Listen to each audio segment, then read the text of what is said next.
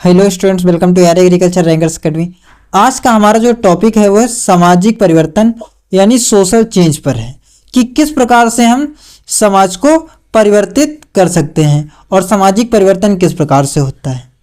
तो पहले हम थोड़ा सा इंट्रो देख लेते हैं इसका। सामाजिक परिवर्तन एक ऐसी प्रक्रिया है जिसमें समाज के साथ समाज के व्यवहारिक ढांचे, सांस्कृतिक मूल्यों, मानदंडों और सामाजिक संरचनाओं में महत्वपूर्ण बदलाव आते हैं। इसमें समाज के लोगों की आपसी बातचीत, भूमिकाएं और उनसे जुड़ी अपेक्षाएं तथा समाज के व्यापक संरचनात्मक संस्थाओं में बदलाव शामिल है। देखिए, सामाजिक जो प्रक्रिया है, परिवर्तन की जो प्रक्रिया है, उसमें हम समाज के व्यवहारिक ढांचे यानी जो व्यक्ति हैं उस समाज के एक दूसरे से किस प्रकार व्यवहार करते हैं, उसमें परिवर्तन, सांस्कृतिक मूल्यों और मानदंडों और सामाजिक संरचनाओं जैसे जो भिन्न भिन्न स्ट्रक्चर्स होते हैं सोसाइटी के, उनमें जो चेंज आता है उसे ही हम कह देते हैं सामाजिक परिवर्तन या फिर सोशल चेंज। सामाजिक परिवर्तन पर कुछ प्रमुख विचारक, देखिए कुछ विचारक हैं जो समाजशास्त्री हैं, उनके द्वारा दी गई सामाजिक परिवर्तन की परिभाषा की बात करेंगे यहाँ पर, जिससे हम अच्छे से समझ पाएंगे। और सबसे बड़ी बात, इन्हें लिखने से अच्छे मार्क्स मिलते हैं। अगर हम कार्ल मार्क्स की बात करें, मार्क्स ने सामाजिक परिवर्तन को वर्ग संघर्ष का परिणाम माना। अपनी संस्कृति द कम्युनिटी मैनिफेस्टो 1848 में इन्होंने कहा कि आर्थिक संरचनाओं में बदलाव समाज में परिवर्तन लाते हैं, जिससे अंततः पूंजीवाद से साम्यवाद की ओर बदलाव होता है। देखिए, हम सब जानते ही कार्ल मार्क्स जो थे वो एक महान अर्थशास्त्री थे, ठीक है। तो इन्होंने जो अपनी सामाजिक परिवर्तन की परिभाषा दी वो अर्थशास्त्र से जुड़ी हुई दी। अर्थशास्त्र अर्थात पूंजी अर्थात धन। तो इन्होंने बताया कि जो समाज में परिवर्तन आता है वो आर्थिक परिवर्तन के कारण आता है। जब किसी समाज में आर्थिक परिवर्तन आता है तो उसे ही सामाजिक परिवर्तन कहा जाता है। और इनकी पुस्तक का नाम था कृति the community manifesto. Max Weber ने अपने विचारों, खासकर धार्मिक मान्यताओं को सामाजिक परिवर्तन का कारक माना। अपनी कृति the Protestant ethic and the spirit of capitalism 1905 में उन्होंने बताया कि प्रोटेस्टेंट नैतिकता ने आधुनिक पूंजीवाद के विकास को कैसे प्रभावित किया। देखिए, जो मैक्स वेबर थे उन्होंने विचारों को और खासकर जो धार्मिक मान्यताएं होती हैं उनमें परिवर्तन को सामाजिक परिवर्तन के रूप में बताया या फिर उनका कारक माना कि यदि किसी समाज के विचारों में परिवर्तन आ रहा है और उसकी धार्मिक मान्यताओं में परिवर्तन आ रहा है तो उसे ही हम क्या कह देंगे, सामाजिक परिवर्तन कह देंगे, ठीक है।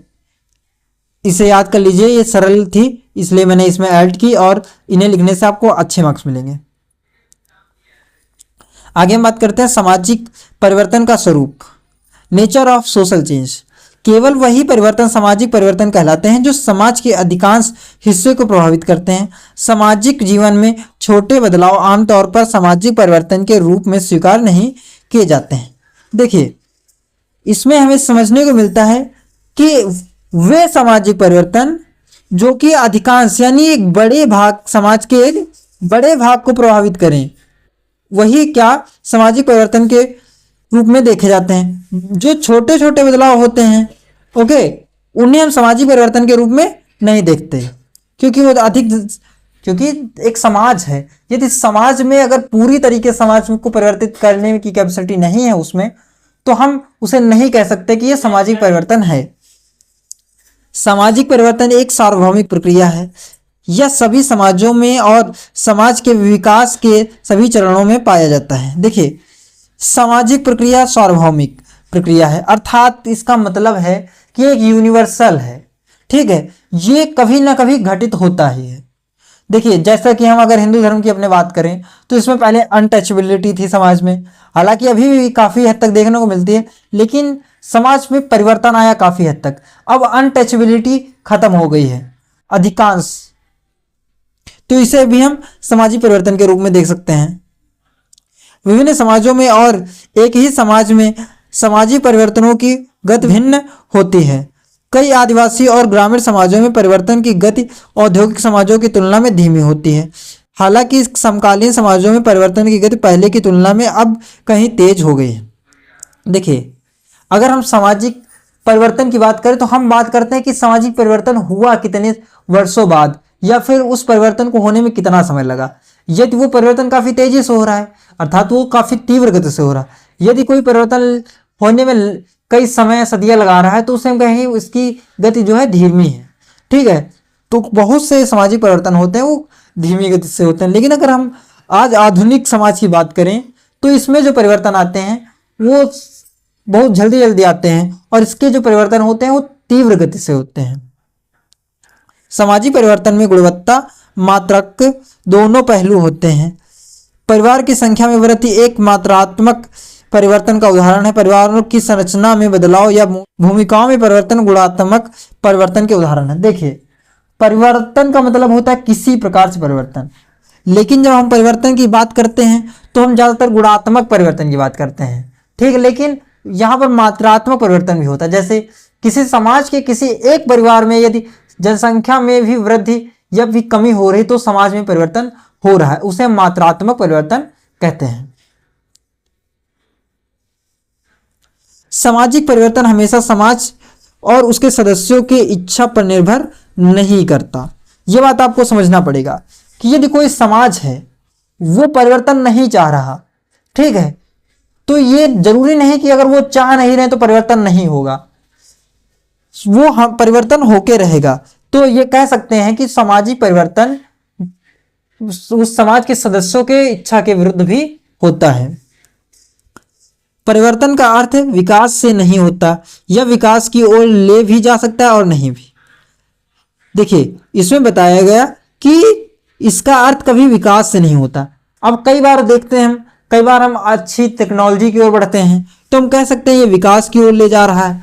अब कई बार हम देखते हैं जैसे कि कुछ लोग, जैसे अभी देखने को मिल रहा है काफ़ी ढोंग मिल रहा है देखने को, लोग काफ़ी दूसरों की आस्थाओं का लाभ उठाते हैं और उन्हें छल लेते हैं और उन्हें आर्थिक रूप से धंधा बना रखा है लोगों ने अपने धर्म का। तो कह सकते हैं ये आर्थिक विकास की ओर नहीं भी, यानी सामाजिक विकास जो है आधुनिक विकास की ओर नहीं भी ले जा सकता। पहले के समय में अधिकांश सामाजिक परिवर्तन बिना किसी योजना के और बिना किसी दिशा के होते थे।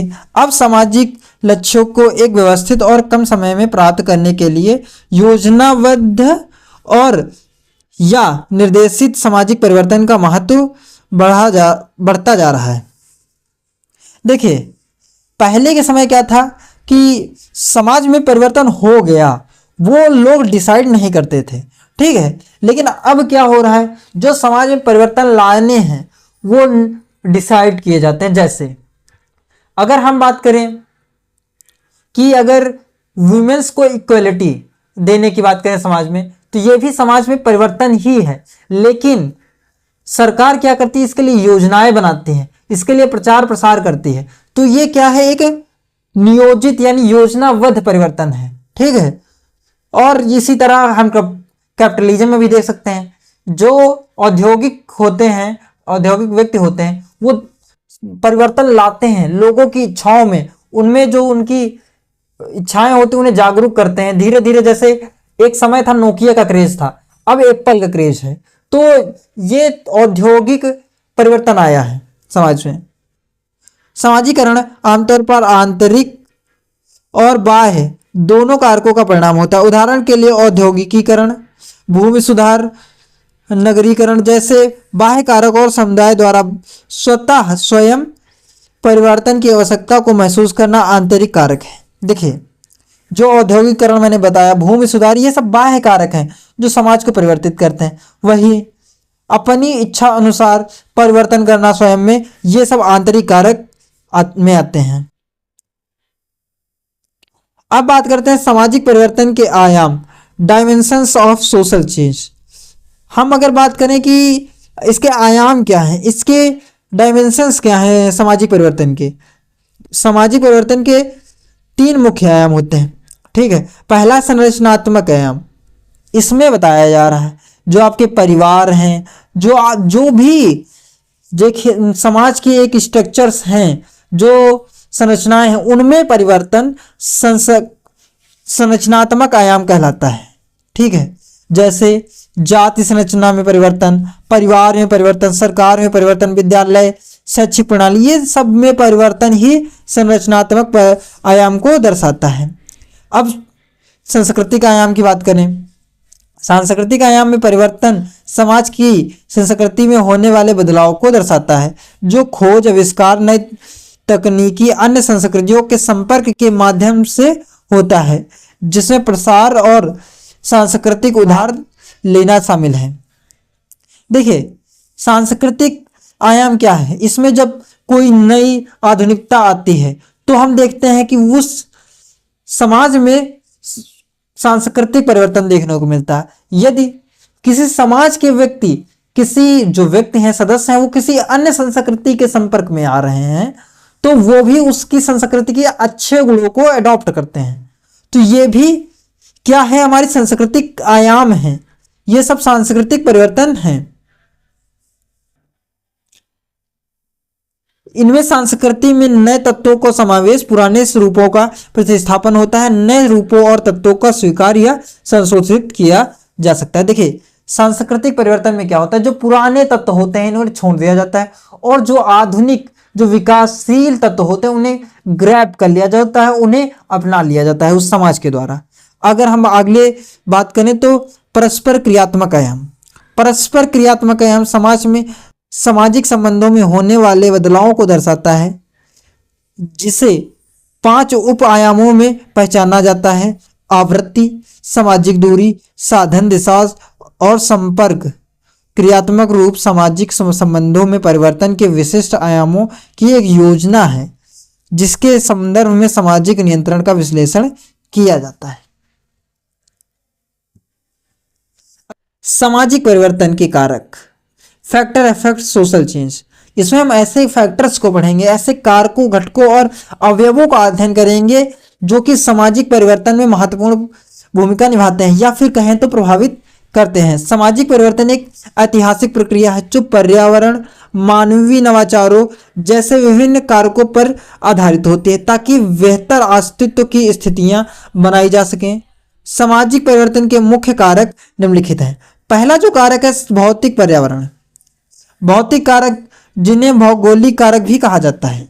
समाज में जो भौतिक परिवर्तन के कारक हैं उसमें भूकंप आता है, जो जलवायु में परिवर्तन आता है, ये सभी समाज को भौतिक कारक हैं, जो पर्यावरणीय कारक हैं जो प्रभावित करते हैं। देखिए अब मैं बताता हूँ कैसे, कि ये कैसे, जैसे भूकंप आया किसी क्षेत्र में और वहाँ की सभी जो स्थितियाँ यानी जो अर्थव्यवस्था थी वो भी क्षीण हो गई, जो वहाँ के घर थे, भोजन सामग्रियाँ थी, ये सब नष्ट हो गई और जनमान की हानि हुई, जिससे समाज क्या हुआ, बुरी तरह से प्रभावित हुआ, यानी वो एक पीढ़ी पीछे चला गया।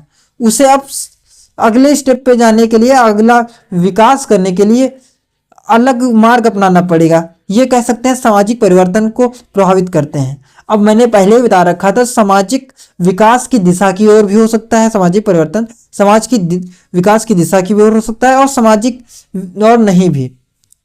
सांस्कृतिक कारक, सामाजिक परिवर्तन का मुख्य कारण सांस्कृतिक कारण होता है। इसमें बताया जा रहा है कि जो सांस्कृतिक कारक होते हैं वो भी संस्कृति में सामाजिक परिवर्तन में महत्वपूर्ण भूमिका निभाते हैं, लेकिन सबसे महत्वपूर्ण जो सांस्कृतिक कारक होते हैं वो होते हैं भौतिक कारक। यानी जो संस्कृति में परिवर्तन आता है वो हमारे भौतिक परिवर्तन के कारण आता है। अगले अगर हम फैक्टर की बात करें तो जनसंख्या कारक। देखिए किसी समाज की जो जनसंख्या है वो उसके रीति रिवाज, परंपराओं, इन सभी को प्रभावित करती है, और इसकी जनसंख्या में कितने अधिक महिलाएं हैं। यदि महिलाओं की संख्या अधिक है तो महिलाओं की भूमिका समाज में अधिक होती है, अगर पुरुष हैं तो पुरुषों की भूमिका अधिक होती है। इस प्रकार उनका जो अनुपात है ये भी समाज को एक परिवर्तन का कारण बनता है, और मृत्यु दर और जन्म दर भी एक प्रकार से सामाजिक परिवर्तन का कारण है। मनोवैज्ञानिक कारण।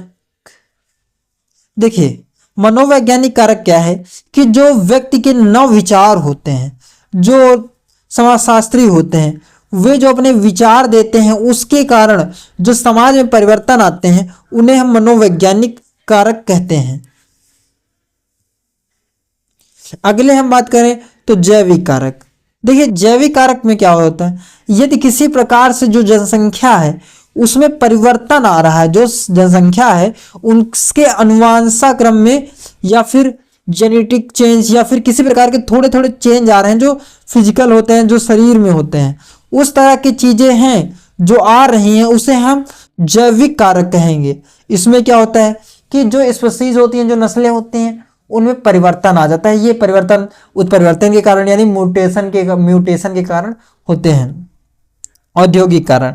देखिए औद्योगिक कारण क्या होते हैं, जब कहीं पर अधिक विकास हो जाता है, अधिक आधुनिकता आ जाती है तो समाज धीरे धीरे परिवर्तित होने लगता है, यानी जो उसके घटक हैं वो उसे परिवर्तित करना शुरू कर देते हैं। यदि वहां पर औद्योगिकीकरण हो गया तो वहां के लोग के पास चांस हो गए कि वे अमीरी की ओर जा सके यानी धनार्जन कर सके, अर्थात वो एक समाज में परिवर्तन है कि लोग अच्छे से अपना जीवन व्यतीत कर सके, यानी जो पुअर लोग थे यानी गरीब वो धनी हो सकते हैं, अपना जीवन सही से व्यतीत कर सकते हैं।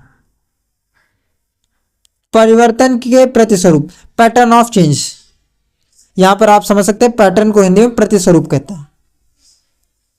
स्थिर संतुलन। स्थिर संतुलन तब होता है जब किसी सामाजिक प्रणाली की संरचना या कार्य प्रणाली में लगभग कोई परिवर्तन नहीं होता।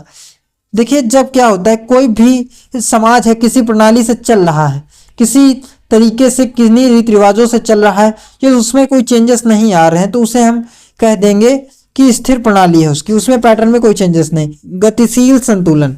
देखिए गतिशील संतुलन में क्या होता है कि यदि किसी समाज में परिवर्तन आ रहे हैं, लगातार परिवर्तन आ रहे हैं, लेकिन वो समाज संतुलित है, उसे हम गतिशील संतुलन कहेंगे। ये अनुकूल परिवर्तन होते हैं, ठीक है। और वहीं पर असंतुलन की बात करें, असंतुलन क्या होता है, यदि जो परिवर्तन आ रहे हैं उससे नकारात्मक परिवर्तन है, उस सबसे असंतुलन उत्पन्न हो रहा है।